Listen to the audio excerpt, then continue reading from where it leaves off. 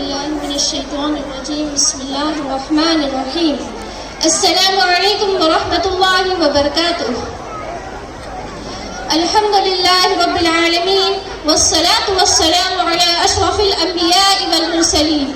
وعلى آله وأصحابه أجمعين ومن تبعه بإحسان إلى يوم الدين يا أيها الذين آمنوا اتقوا الله حق تقاته ولا تموتن إلا وأنتم مسلمون يا أيها الناس اتقوا ربكم الذي خلقكم من نفس واحدة وخلق منها زوجها وبث منهما رجالا كثيرا ونساء واتقوا الله الذي تساءلون به والأرحام إن الله كان عليكم رقيبا يا أيها الذين آمنوا اتقوا الله وقولوا قولا سديدا يصلح لكم أعمالكم ويغفر لكم ذنوبكم ومن يطع الله ورسوله فقد فاز فوزا عظيما أما بعد فأعوذ بالله من الشيطان الرجيم بسم الله الرحمن الرحيم قل هل يستوي الذين يعلمون والذين لا يعلمون إنما يتذكر أولو الألباب لائق احترام صدر اجلاس معزز علماء کرام بزرگوں نوجوان بھائیوں اور پردانشین خواتین اسلام آج اس دن میں مجھے جس عنوان پر اظہار خیال کرنے کے لیے کہا گیا ہے وہ عنوان ہے دینی تعلیمات سے دوری قرآن اور حدیث سے دوری اللہ رب العالمین کے علم سے دوری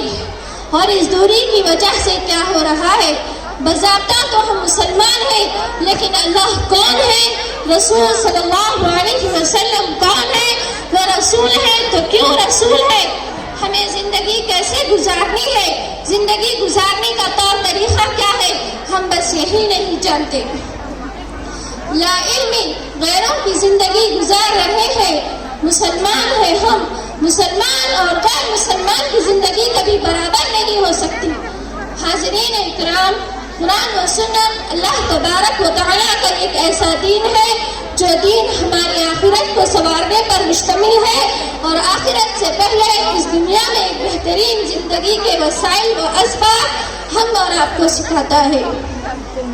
یہی نہیں علم دین حاصل کرنے والوں کی شاید دنیا کی نظر میں کوئی ویلیو نہیں ہے کیونکہ دنیا والے تو صرف مال کو ترجیح دیتے ہیں لیکن اللہ کی نظر میں ان کی ویلیو ہے ان کا رتبہ ہے اللہ تعالیٰ نے قرآن مجید میں ارشاد فرمایا ہے یرفع اللہ الذین آمنوا منکم والذین اوتوا العلم درجات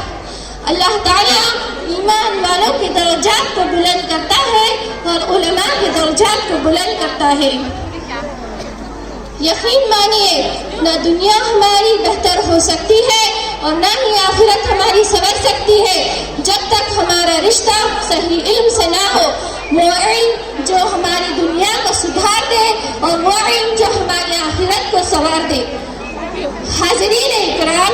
علم کی اہمیت کے لیے آپ یہ بات دیکھیں کہ جب اللہ کے نبی صلی اللہ علیہ وسلم نے اپنی پہلی وحی نازل کی تھی تو وہ اقرأ بسم ربک الذی خلق تھی اللہ تعالیٰ نے علم اور تعلیم سے اس دین کی وحی کا آغاز کیا تھا یہ خود بتاتا ہے ہماری اور آپ کی خیر کا ہماری اور آپ کی ترقی کا آغاز صحیح علم سے ہوتا ہے وہ علم جو ہمارے اور آپ کے رب کے نام سے جڑا ہو اسی سے ہماری ابتدا ہوتی ہے ذرا سوچئے کتنا بڑا خیر ہے اللہ تعالیٰ نے پہلے نبوت عطا کر دی پھر اللہ کے نبی کو بتلا رہا ہے سکھلا رہا ہے کہ اے اللہ کے نبی آپ مجھ سے مزید علم کی طلب کیجئے آپ مجھ سے مانگیے کہ اے اللہ مجھے مزید علم عطا فرما وقل رب زدنی علما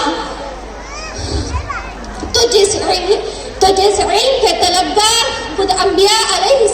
السلام ہو خود نبیوں کے سردار پیارے نبی صلی اللہ علیہ وسلم ہو اس علم کے صحیح نہ ہونے میں کیا شک و شبہ ہو سکتا ہے حاضرین اکرام قرآن مجید میں اللہ تعالیٰ نے بہت سی آیات علم کی فضیلت اور اہمیت کے لیے بتائی ہے اور اللہ کے نبی کی بہت ساری احادیث ہے میں آپ کو صرف ایک حدیث کا حوالہ دیتی ہوں اللہ کے نبی نے ارشاد فرمایا من سلک طریقا یلتمس فی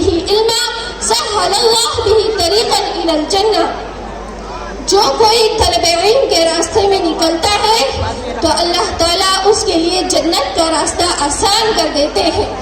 اللہ کے نبی نے آگے یہ بھی ارشاد فرمایا، جو کوئی طالب علم کے راستے میں نکلتا ہے تو فرشتے اس کے لیے اپنے پر بچھا دیتے ہیں۔ اللہ کے نبی نے یہ بھی ارشاد فرمایا کہ زمین کی مخلوقات اور آسمان کے فرشتے اس کے لیے مغفرت کی دعا کرتے ہیں۔ وَالْحِدَنُ فِي جَوْفِ الْمَاءِ، نہ صرف زمین کی مخلوقات اور آسمان کے فرشتے بلکہ پانی کے اندر کی مچھلیاں بھی طالب علم کے لیے مغفرت کی دعا کرتی ہیں۔ حاضرین اکرام، اللہ کے نبی نے یہ بھی ارشاد فرمایا، فَمَنْ أَخَذَهُ أَخَذَ بِحَدٍّ وَافِرٍ، جو کوئی یہ علم حاصل کر لے تو یوں سمجھے کہ اس نے دنیا کی خیر میں سے ایک بڑا حصہ اپنے ہاتھ میں لے لیا۔ اس حدیث کے آخری جملے میں اللہ کے نبی نے ارشاد فرمایا ہے کہ اس کا جو کوئی یہ علم حاصل کر لے تو یوں سمجھے کہ اس نے خزانوں کی کنجیاں اپنے ہاتھ میں لے لی۔ دنیا کے خزانوں کی کنجیاں، آخرت کے خزانوں کی کنجیاں اس نے اپنے ہاتھ میں لے لی۔ جو علم والا ہے، ہر طرح کا خیر اللہ تعالیٰ نے حظ وافر اسے عطا کر دیا جو علم والا ہے۔ نصوص شرعیہ تو بے شمار ہیں، اور اگر میں نصوص شرعیہ کی بات کروں تو بہت سارے احوال بھی ہیں جو میں آپ کے سامنے ذکر کرنا چاہوں۔ جو حکماں نے کہے، تجربے کار لوگوں نے کہے تو وہ بھی سنے۔